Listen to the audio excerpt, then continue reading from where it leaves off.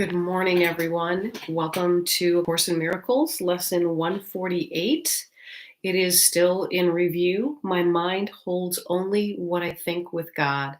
And the lessons that we're reviewing today are 135, If I defend myself, I am attacked, and 136, Sickness is a defense against the truth. And I'm going to move right into Tina Spalding's channelings because there are no other instructions other than to remind us that we are to review as we have been all week. You are blessed beings indeed. I am that one that you know as Jesus. This idea of defensiveness is a very important subject for you to understand. When you see a well-armed society, it indeed plants seeds of violence because it defends itself against an anticipated future attack. It believes it will be attacked. Therefore, it will be attacked. It is that simple. When you walk around armored because of past hurts and you believe you will be hurt in the future, it will come true because you use all your creative power in an effort to prevent a future attack based on past experience. This is considered contaminating the present with past ideas. You are given fresh, eternal nows constantly. You have the ability to choose fear or love. Defensiveness is a constant and unrelenting choice of fear. This happens when the ego takes charge. The ego says you were hurt by someone who looked like that person. Therefore, the odds are likely that person will hurt you. You must become wiser as you go through these lessons and realize the person you're speaking to has never hurt you. She or he has never done anything but remind you of somebody from the past.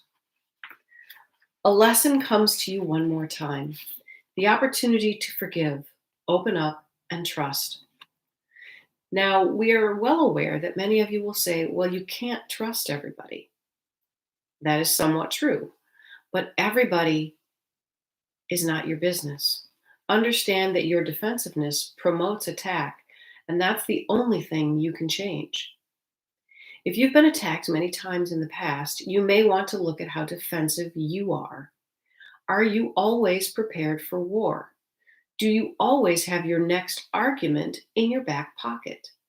Do you judge others or attack others relentlessly? If you attack others, you sow seeds of attack for yourself. Defensiveness and overt aggression are similar in the sense that they promote attack seemingly from the outside, which is merely a response to the frequency you have set for your life. It seems foolish not to use past experience to predict future events. That is something most of you do every single day. We want you to understand the limited life it produces. It allows you to have only one kind of experience. It doesn't allow you to get close to people. It doesn't allow you to even love people. This is why many of your relationships fail. You come into relationships with old wounds and you put those old wounds between you and the person who has never done anything to you. You predict the wound will happen again, and sure enough, it does. If you see a pattern like this in your life, it may very well have something to do with your defensiveness. You do not need to defend yourself. You are powerful, creative beings. You have an unassailable and eternal connection to Source, and that is what you should focus on. It gives you the courage and strength to walk through life without your armor. I am that one that you know as Jesus, and we will see you again tomorrow. And that's the end of Tina Spalding's channelings. How often I listen to people and then I listen to my own thinking.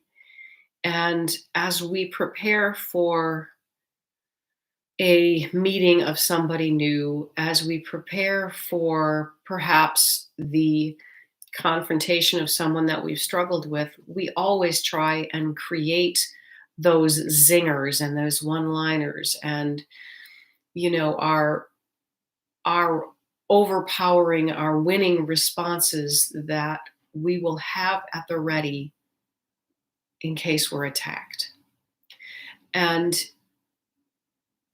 so we walk into these situations and we're looking for it. We're waiting for it. We're looking for the cues and the signs. In fact, oftentimes we do that so well that we're not listening to what's actually being said. And many sitcoms, you see that kind of a thing when they have their whole explanation, they've got their speech prepared for the person in authority whom they're speaking to, and they've prepared for that pause when the other person is supposed to say something negative towards them.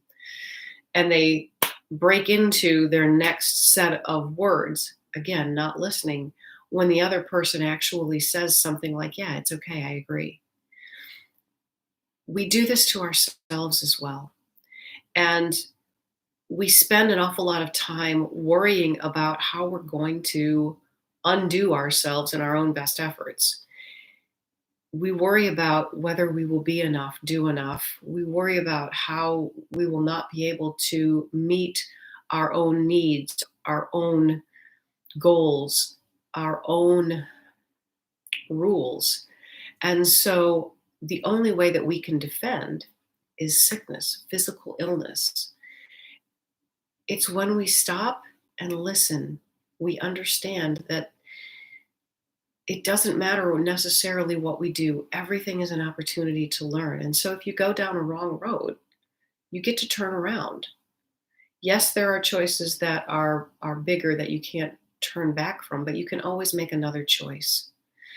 And so if you come at life from the Course in Miracles lessons, if you come from a place where you're thinking only with God, with the mind of God, you are thinking only through love, in which case defensiveness is unnecessary, and in which case sickness no longer has to exist. Sickness is not a punishment, it's a communication. It's telling you that you are out of alignment. I hope that this all makes sense, and I hope that you can use this today to move a little further ahead in loving yourself so that you can move further ahead in loving the world. Have a great day. Have a great time with these lessons, and I'll talk to you tomorrow. Bye, guys.